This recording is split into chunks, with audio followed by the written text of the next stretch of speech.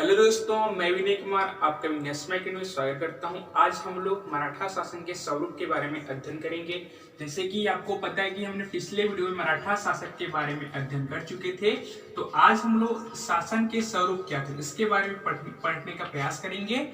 यह जो टॉपिक है आपके प्रीलिम्स के लिए तो महत्वपूर्ण है ही है, इसके साथ साथ आपके मुख्य परीक्षा के लिए भी महत्वपूर्ण है। ठीक है, तो हम लोग मराठा शासन के स्वरूप के अंतर्गत विभिन्न पहलुओं पर चर्चा करेंगे। ठीक है, जैसे कि आपका प्रशासनिक क्षेत्र क्या थे इसमें। ठीक है, इसके साथ साथ आपका शासन व्यवस्था क्या थी, आर्थिक स्थिति किस तरह से यहाँ पर मौजूद देखने को मिलेगी, सामाजिक स्थिति, और कुछ हद तक हम लोग डिस्कस करेंगे सांस्कृतिक स्थिति।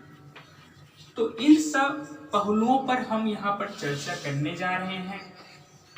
तो सबसे पहले हम लोग डिस्कस करेंगे प्रशासनिक व्यवस्था की। ठीक है, जैसे कि आपको पता है कि मराठा शासन काल में क्या हुआ था, पहला जो राजा जो हुआ यहाँ पर जो छत्तीसगढ़ बना वो कौन था, तो वह आपके बिंबाजी भोसले साहब जी थे। ठीक है, जिन्होंने छत्तीसगढ़ में रह कर ही यहाँ का प्रत्यक्ष रूप से शासन व्यवस्था संभाला था। ठीक है, परंतु बिंबाजी भोसले के मृत्यु के पश्चात जो यहाँ के जो शासक बने उनका नाम था बेंकोजी। ठीक है, तो बेंकोजी ने क्या किया था, वे नागपुर में रह कर ही छत्तीसगढ़ में किसी एक व्यक्ति को नियुक्त किया और उससे पूरा शासन की बागडोर को दे दिया, जिसे क्या नाम दिया गया, तो उसका नाम दिया गया सूबेदार। अर्थात बेंकोजी भोसले ने सूबा पद्धति का यहाँ पर शुभारंभ किया था और इस पद्धति के द्वारा ही उन्होंने सूबेदार एक पद का सृजन किया था। ठीक है, तो यहाँ पर हम देख सकते हैं कि इसके शासनकाल में सूबेदार की यहाँ पर नियुक्ति होती है और सभी शासन व्यवस्था आपके सूबेदार के द्वारा ही संपन्न या फिर संपादित किया जाता है। ये तो आपको पता ही होगा। ठीक है, अब हम लोग मराठा शासन के स्वरूप के अंतर्गत प्रशासन की बात करें तो संपूर्ण छत्तीसगढ़ को दो बराबर भागों में बांटा गया था। पहला जो क्षेत्र था वह आपका था खालसा भूमि। ठीक है, या फिर आप बोल सकते हैं कि खालसा क्षेत्र। दूसरा जो था वो हमारा जमींदारी क्षेत्र। इन दो बराबर भागों में बांटा गया था। ठीक है, यदि हम लोग बात करें कि खालसा जो क्षेत्र था, खालसा जो भूमि था, वहां पर पूर्ण रूप से जो नियंत्रण जो कार्य जो था वह आपका मराठों का हुआ करता था। वहां पर संपूर्ण जो अधिकार था वह सिर्फ और सिर्फ मराठों के अधीन हुआ करता था। ठीक है, तो कौन सा भूमि था वो, तो वह हमारा खालसा क्षेत्र या फिर खालसा भूमि हम इसे कहेंगे। तो यह पूर्ण रूप से मराठों के अधीन हुआ करता था। वही हम लोग यदि बात करें जमींदारी क्षेत्र की, तो जमींदारी जो क्षेत्र था, जमींदारी जो एरिया था, उसका जो बागडोर किससे दिया गया, तो इसे जमींदारों को दे दिया गया और जमींदारों को बोला गया कि आप इस क्षेत्र में अपना शासन व्यवस्था स्थापित करेंगे। ठीक है, परंतु वहां पर शासन व्यवस्था स्थापित करने के साथ साथ, वहां पर शासन करने के साथ साथ उसके बदले में हमें कुछ टकोली भी देना पड़ेगा, कुछ रुपये, कुछ टैक्स हमको देना पड़ेगा। ठीक है, तो इस प्रकार के अनुबंध यहाँ पर स्थापित किया जाने लगा। ठीक है, तो जमींदार क्या करता था, यह प्रतिवर्ष जिस समय टैक्स था, तो इस समय जो टैक्स को टकोली के नाम दिया गया। ठीक है, तो यह प्रतिवर्ष टकोली मराठा शासन को दिया करता था। ठीक है, अब यदि हम लोग बात करें तो जमींदारी जो क्षेत्र था, यहाँ पर जो अधिकार था, यह जमींदार इस क्षेत्र में अपना अधिकार अपने खुद के बल पर शासन कर सकता था। ठीक है, मतलब यहाँ पर मराठा का किसी प्रकार का नियंत्रण नहीं था, अर्थात यह स्वतंत्र रूप से शासन संभाल सकता था, परंतु बदले में उसे सिर्फ टकोली प्रतिवर्ष देना पड़ता था। ठीक है, तो इस प्रकार के यहाँ पर आपको दो क्षेत्र देखने को मिलेगी प्रशासन के अंतर्गत। ठीक है, तो यह हुई बात हमारे प्रशासन के अंतर्गत। अब यदि बात करें हम लोग शासन के अंतर्गत, तो शासन के अंतर्गत देखा जाए तो जैसे कि मैंने आपको बताया कि वेंकोजी भोसले ने सूबेदार एक नियुक्ति की थी पद की, उसी के द्वारा छत्तीसगढ़ के शासन व्यवस्था संचालित किया जाता था। ठीक है, तो छत्तीसगढ़ का जो शासन व्यवस्था था वह सूबेदार के द्वारा ही संचालित किया जाता था। सूबेदार ही शासन व्यवस्था को चलाता था। किसका? तो आपका छत्तीसगढ़ का। ठीक है, अभी हम लोग शासन व्यवस्था की बात कर रहे हैं, इसको आपको ध्यान देना है। ठीक है, इसके द्वारा संचालित किया जाता था। शांति व्यवस्था का जो काम होता था वह भी आपके सूबेदार के द्वारा ही संपन्न किया जाता था। सूबेदार के पास आपका सैनिक, असैनिक, दीवानी, फौजदारी सभी प्रकार के मामले इसके अंतर्गत या फिर नियंत्रण में रहते थे। अर्थात ये इसके अंतर्गत बहुत सारे ऐसे भी पद थे जो काम करते थे। ठीक है, जैसे कि आप देख सकते हैं कि सूबेदार के अंतर्गत आपको फड़णवीस देखने को मिलेगा और इसी के साथ साथ आपको पोतदार भी देखने को मिलेगा। यदि हम लोग बात करें कि फड़णवीस का काम क्या होता था, तो फड़णवीस का काम होता था कि राज्य की आय व्यय का लेखा जोखा तैयार करना होता था। ठीक है, अब फड़णवीस के सहायता करने के लिए एक और अलग से पद था जिसे नायब फड़णवीस का नाम दिया गया। ठीक है, अर्थात इसके सहायता के लिए एक व्यक्ति होता था जिसे हम लोग नायब फड़णवीस कहते थे। और उसी के साथ साथ एक और पद था जिसका नाम है पोतदार। पोतदार का काम क्या होता था कि राज्य के खजाने में कितना पैसा आ रहा है, कितना पैसा वहां से जा रहा है, इन सब की जांच करना आपके पोतदार का काम हुआ करता था। ठीक है, तो आपका फड़णवीस, नायब फड़णवीस या फिर पोतदार, ये तीनों किसके अंदर काम करते थे? तो ये तीनों आपके सूबेदार के अंतर्गत काम करते थे। ठीक है, इसको आपको ध्यान देना है।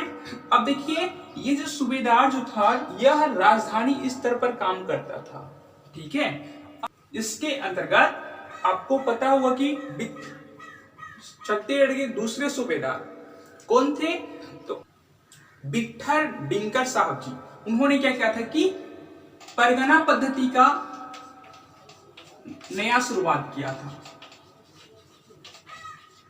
इन्होंने क्या किया था कि प्राचीन समय से चलने वाले जो आपका गढ़ जो हुआ करता था, जिसके प्रमुख दीवान हुआ करते थे, इसी के साथ साथ आपका बारह जो हुआ करता था जिसके प्रमुख आपके दाऊ हुआ करते थे, और ग्राम जो हुआ करता था जिसके प्रमुख गोटिया हुआ करता था।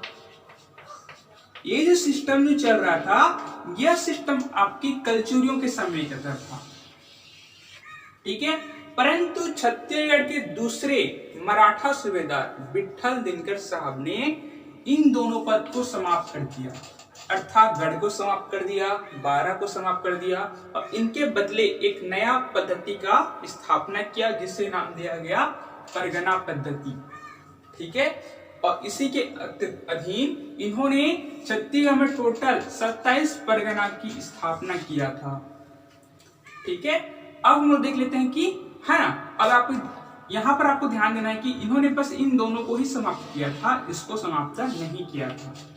यह कचूरी काल से ही अनवरत चलती ही जा रही थी।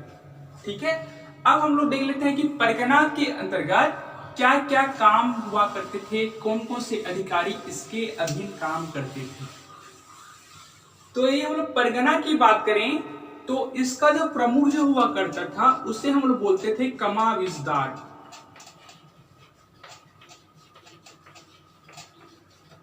परगना में जो भी शासन व्यवस्था जो संभालना था ये कमाविजदार के अंतर्गत ही संभाला जाता था।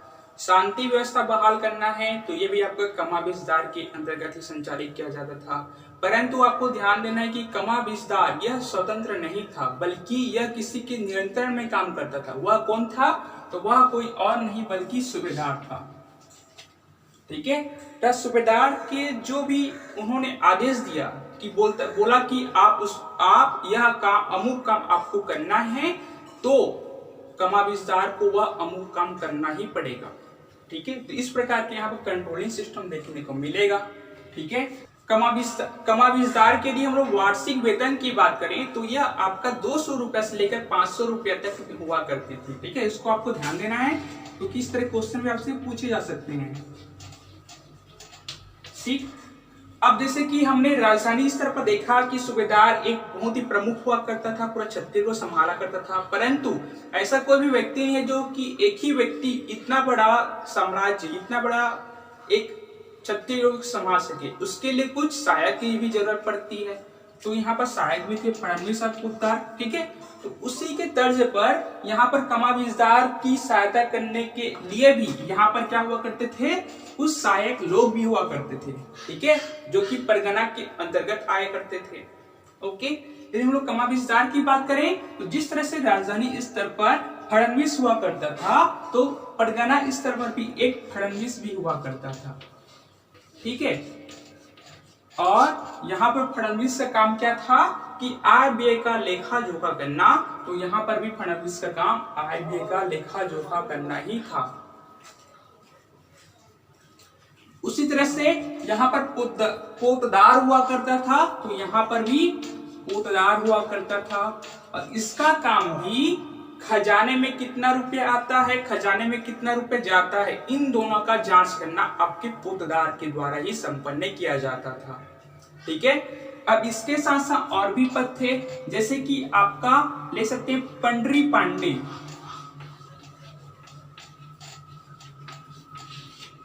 पंडरी पांडे का मुख्य काम हुआ करता था कि जो भी आबकारी जो विभाग था उससे कितना पैसा हमको प्राप्त हो रहा है उसकी वसूली करना आपका पंडरी पांडे के द्वारा ही संपन्न किया जाता था। ठीक है, उसी तरह से हम देख सकते हैं कि बराड़ पांडे था। बराड़ पांडे क्या करता था कि प्रत्येक गांव में जाता था और गांव में भूमि के कर का निर्धारण करता था। ठीक है, कि अमुक भूमि से कितना उसको टैक्स देना पड़ेगा हमको, उसका जो निर्धारण कार्य जो होता था वह इसी के द्वारा ही संपन्न किया जाता था। ठीक है, इसके साथ साथ देख सकते हैं हम लोग बड़कर भी एक पद हुआ करता था जिसका काम किसी भी क्षेत्र के सूचनाओं को अपने अधिकारियों तक पहुंचाना होता था। जैसे कि बड़कर को भी सूचना यदि प्राप्त होता है तो वह बताएगा आपका कमाविजदार को बताएगा। ठीक है, अब कमाविजदार साहब किसे बताएंगे, तो वो आपके सूबेदार को बताएंगे। तो इस तरह से इंटरलिंकिंग कनेक्शन हुआ करता था। ठीक है, तो इस तरह से बड़कर भी हो गया, और इसके साथ साथ माल चपरासी भी हुआ करता था। माल चपरासी मतलब यह सुरक्षा संबंधी कार्य को ही संपन्न करता था। अपराधी गतिविधियों से जो भी कोई संलिप्त मिलते थे उसकी जानकारी वह अपने अधिकारी को देता था। ठीक है, तो ये था हमारा राजधानी स्तर पर, ये था हमारा परगना स्तर पर। अब बचा हमारा लास्ट गांव स्तर पर कौन कौन से अधिकारी हुआ करते थे उसके बारे में देख लेते हैं। तो जैसे कि मैंने आपको बताया कि ग्राम स्तर पर जो अधिकारी जो हुआ करता था प्रमुख, जिसका नाम था गोटिया, उसके पद को समाप्त नहीं किया गया था बल्कि उसके पद को बचाए रखा गया था। ठीक है, तो इसका प्रमुख कौन था, तो गोटिया ही इसका प्रमुख हुआ करता था। ठीक है, गोटिया का काम क्या हुआ करता था, जिससे बहुत सारे काम हुआ करते थे। ठीक है, ये तो पहले अपने क्षेत्र के जो भी भूमि था उसका बंटवारा वह किसानों के मध्य करता था। ठीक है, भूमि का बंटवारा करता था। इसके साथ साथ यह जनता के एक प्रतिनिधि के रूप में काम करता था, अर्थात जनता की कोई भी सीधी शिकायत होता था तो उसका निराकरण आपके गोटिया के द्वारा ही किया जाता था। इसके साथ साथ यह सुरक्षा संबंधी तथ्यों को भी जांच करता था। ठीक है, सुरक्षा काम भी इसी को दिया गया था। अब गोटिया के अधीन अर्थात गोटिया के कामों को सुचारू रूप से संपन्न करने के लिए उसके लिए एक अलग पद भी सृजन किए गए, जैसे कि आपका पटेल।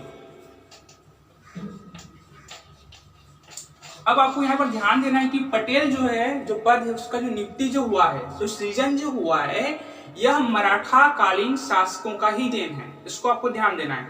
पटेल क्या हुआ करते थे, तो यह 2 या 2 से अधिक गांवों का एक देख रेख करता था ये।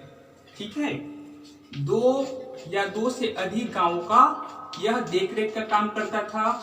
वहां से यह राजस्व की वसूली करता था। यह पटेल का एक मुख्य काम हुआ करता था।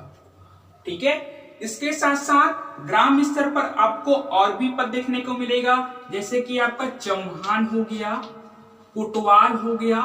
ये दोनों भी क्या हुआ करते थे, गांव स्तर पर अधिकारी हुआ करते थे। चौहान की यदि हम लोग बात करें तो इसका काम भी रक्षक के रूप में हुआ करता था, और कोटवाल का काम भी आपको रक्षक के रूप में या सुरक्षा के रूप में आपको देखने को मिलेगा।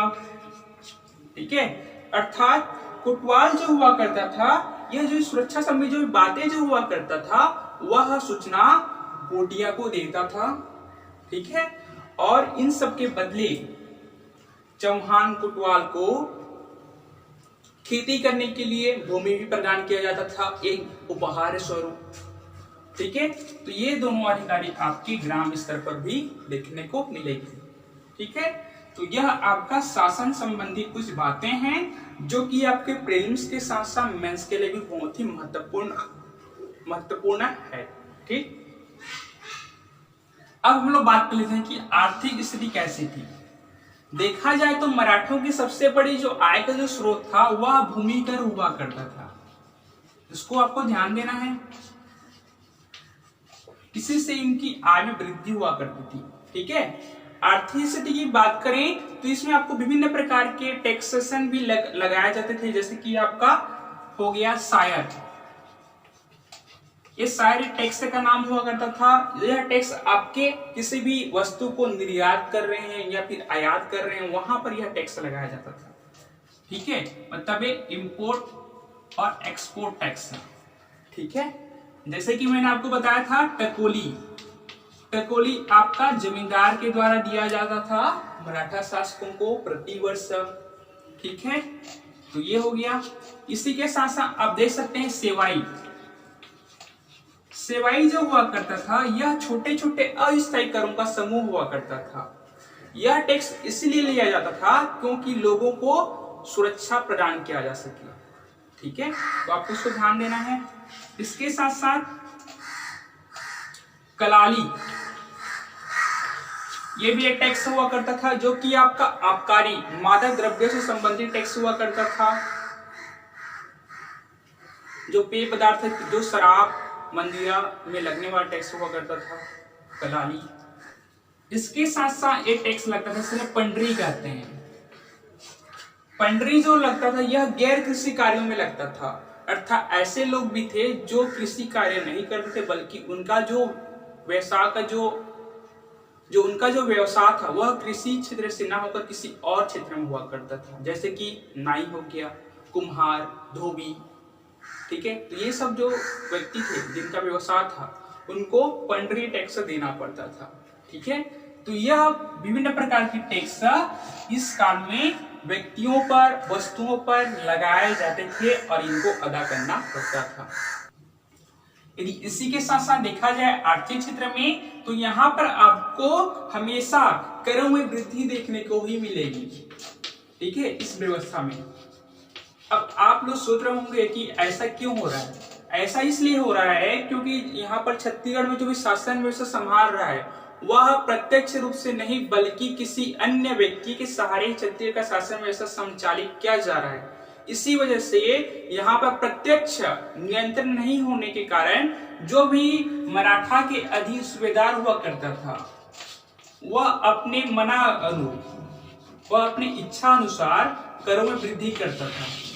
ठीक है, क्योंकि सूबेदार का काम क्या होता था कि छत्तीसगढ़ से जितना हो सके उतना अधिक से अधिक मात्रा में राजस्व की वसूली करना और उसको मराठा शासन तक पहुंचाना। ठीक है, इसलिए आपको यहाँ पर जनता के प्रतिकूल माहौल ही देखने को मिलेगा। जनता के हितों के अनुरूप करों की व्यवस्था यहाँ पर नहीं थी।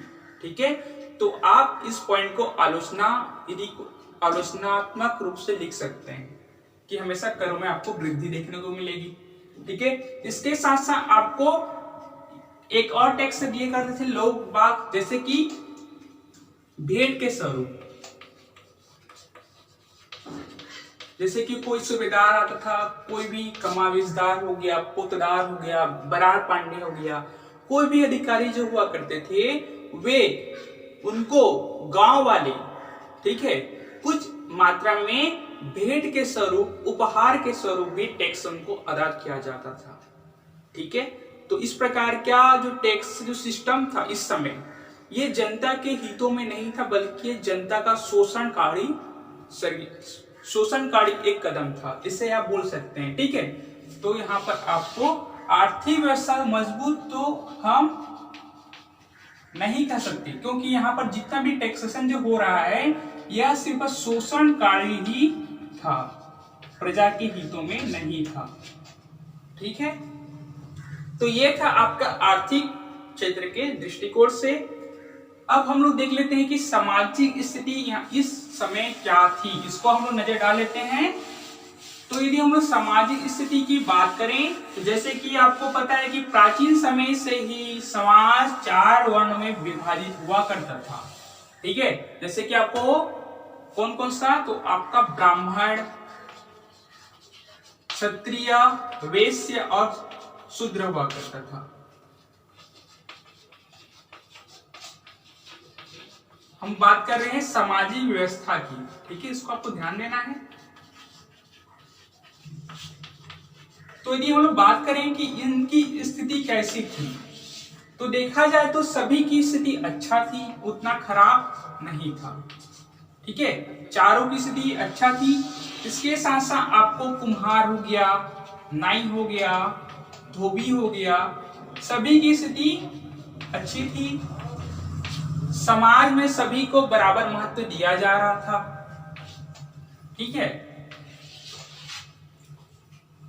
यदि हम लोग सामाजिक व्यवस्था के अंतर्गत शिक्षा के संदर्भ में बात करें तो जो उच्च वर्ग जो था उनको ही शिक्षा दिया जाता था। जैसे कि आपका ब्राह्मण हो गया, क्षत्रिय हो गया, वैश्य जो हो गया, जितने भी उच्च जो वर्ग थे इनको ही यह शिक्षा के पात्र हुए, और बाकी जो निम्न जो स्तर के जो भी लोग थे उनको वे शिक्षा से वंचित हो गए, उनका प्रसारण नहीं हो पाया।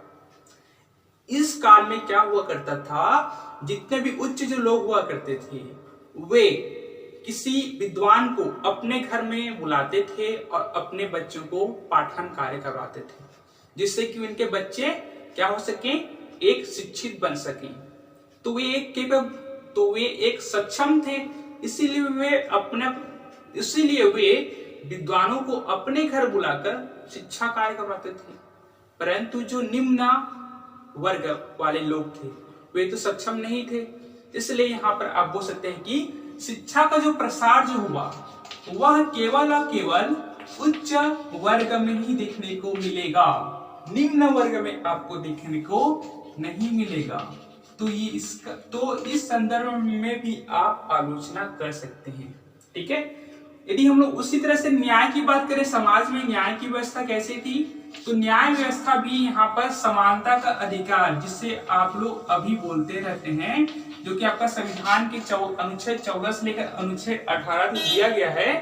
तो जो समानता का जो अधिकार था, यदि हम लोग उस समय में देखें मराठा शासन काल में, तो यह अधिकार आपको देखने को नहीं मिलेगी। क्यों? क्योंकि यहाँ पर जो भी अधिकारी जो नियुक्त किया जाता था, जैसे कि आपका सूबेदार हो गया जो कि आपका राजधानी स्तर पर हुआ करता था, वहीं हम लोग परगना स्तर की बात करें तो कमाविजदार हुआ करता था, वहीं हम लोग गांव स्तर की बात करें तो गोटिया हुआ करता था। तो जो मन करे वह किसी भी व्यक्ति के विवादों को फैसला सुना देता था। ठीक है, यदि मन करे तो सूबेदार सुना देता था, मन करे तो परगना की जो प्रमुख कमाविजदार हुआ करता था वह लोगों की समस्याओं का फैसला सुना दिया करता था, या फिर गांव स्तर पर देखा जाए तो गोटिया ही फैसले को सुना देता था। ठीक है, तो इस तरह से आपको किसी विशेष अधिकारी का पद देखने को नहीं मिलेगा, जिसके द्वारा कोई भी व्यक्ति यदि गोटिया के फैसले से असंतुष्ट है तो वह अपना अपील परगना के प्रमुख अर्थात कमाविजदार के पास नहीं कर सकता था। ठीक है, या फिर इसके फैसले से यदि असंतुष्ट है तो या अपील इसके साथ नहीं कर सकता था। ठीक है, मतलब यहाँ पर ना तो समानता की भावना थी, ना ही किसी प्रकार की अपील की भावना थी। समानता के यदि हम लोग एक और पहलू देखना चाहें तो इसके साथ क्या हुआ करता था, जो ब्राह्मण जो हुआ करता था, ठीक है, जो भी उच्च जो वर्ग हुआ करता था, इनको किसी भी प्रकार के मृत्यु दंड नहीं दिया जाता था। केवल या फिर इनको जुर्माना दिया जाता था या फिर इनको कारावास की सजा दे दिया जाता था। किसी भी प्रकार का आपको मृत्यु दंड देखने को नहीं मिल पाएगा। इसके साथ साथ महिला वर्ग को भी यहाँ पर मृत्यु दंड का प्रावधान नहीं था। तो इन सब पहलुओं को लेकर आप कह सकते हैं कि मराठा शासन काल में जो न्याय का जो स्वरूप था वह सभी के लिए समानता का माहौल नहीं था, मतलब असमानता रूप से न्याय व्यवस्था वहां पर मौजूद थी। ठीक है, वहीं यदि हम लोग धार्मिक और सांस्कृतिक व्यवस्था की बात करें, किस तरह के इस शासन काल में देखने को मिलेगा, तो धार्मिक व्यवस्था की यदि हम लोग बात करें तो यहाँ पर आपको हिंदू, मुस्लिम सभी धर्म देखने को मिलेगा। ठीक है, इसके साथ साथ आपको बहुत सारे सतनामी अनुयायी भी देखने को मिलेगा, इस समय यहाँ पर प्रचलित था। ठीक है, या फिर आप कह सकते हैं कि कबीरपंथी लोग भी आपको देखने को मिलेगा। ये सभी आपके इस समय सभी को समान मान्यता दिया जाता था, सभी प्रचलन में था। किसी भी प्रकार के संप्रदाय, किसी प्रकार के पंथ, किसी प्रकार के धर्म को यहाँ पर उनको नीचा दिखाने का प्रयास नहीं किया गया, बल्कि सभी को महत्व दिया गया। ठीक है, किसी के साथ बुरा नहीं किया गया। इसके साथ साथ आप कह सकते हैं कि यहाँ पर आदिवासी जो जनजाति थी, ठीक है, वे भी अपना जो भी देवता को जो मानते थे वे मान सकते थे। जैसे कि आपको गोंड जो जनजाति है, ठीक है, वह किससे मानते थे उस समय, तो बुढ़ादेव की पूजा करते थे।